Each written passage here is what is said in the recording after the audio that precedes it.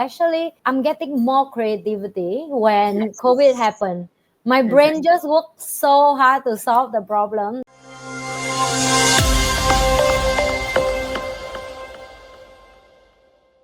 Now you can't cross the table and talk the same way to your partner or your team. And now you just have to go through the same file. So all these become a system like bot chat and automation, everything involved, make it smooth in the company. And then I realized, actually, I'm getting more creativity when COVID happened.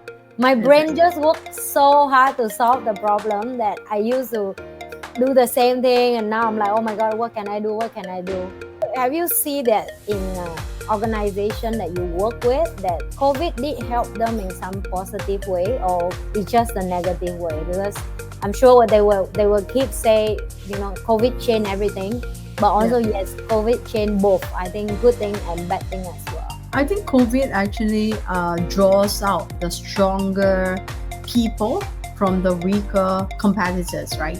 Because it is actually really having to kind of like assess yourself to see if your business is adaptable and resilient.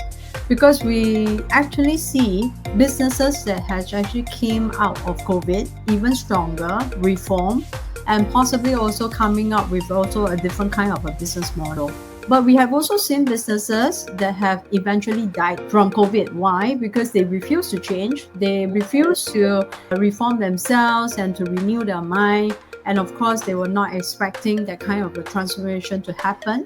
So this is where you will see those businesses eventually just, close shop because they are just kind of like surrendered. That's like, okay, that's the end of it. And the worst is when I started to kind of like educate a lot of different people from different professions. Like I remember I have had people who were being laid off as pilots, right? And then the next thing is that, like their whole life has been 20 years piloting as a pilot. They couldn't fly. So what would be the next thing that they want to do? So when one of my students came to my class, and I was like, hey, so what do you really want to take out of this class?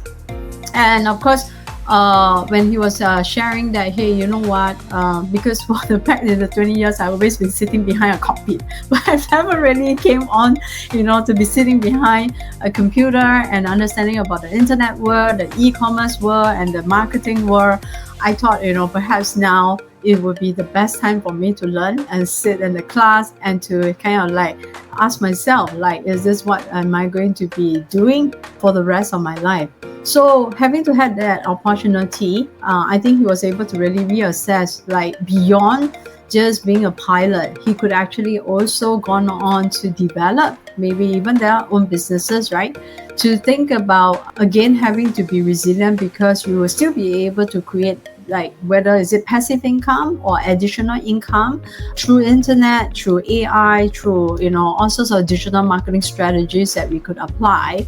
And this is actually fundamentally a skill set that almost everyone will need, because today marketing is no longer just the work of marketers, but I think so long as you're running businesses, or if you're even thinking about having to have additional source of income, you do need some kind of a digital marketing, right, to be implemented.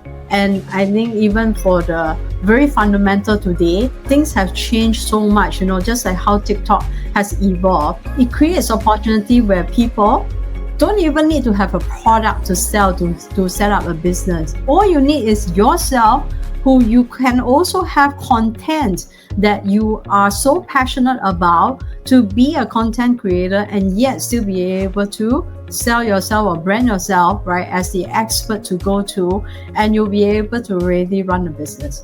So I feel like today's world is just equipping every single person to be able to just participate in the economy so long as they are willing, right, to transform their mind and get into the quotes of what they are really passionate about and being authentically themselves. They will definitely be able to find some form, right, of a business that they can actually run. So it doesn't always have to be like big businesses, but even small business as you begin with in your small little steps is already one of those things that everybody can actually embark on. Yeah. Do you find like big businesses feel threatened by this new style of young Solopreneur. Is that what they call now? Yeah. Right? It's just a one-man show. Yeah, you are asking the right question. The thing is that how the world evolved today is setting up for businesses to be looking quite differently from now on. Because with the power that's given into our hands, a mobile phone, anywhere that we could access, right? We no longer have that gap that we need to just simply, like in the past, we had to fly in just to meet somebody. Today, I can just meet somebody across the globe, thousands and thousands of miles away, not having to know the culture about the person's community that he's living in. But yet, through ChatGPT and AI, I'll be able to already get access, right? Very clearly to know the situation that the market is in, what kind of economy that they are actually into, and how trends will shift even for some of these economies and generations. So you notice that why, in this case, even like for TikTok and TikTok Shop is so successful, is the fact that you could see every small micro entrepreneur could be an entrepreneur.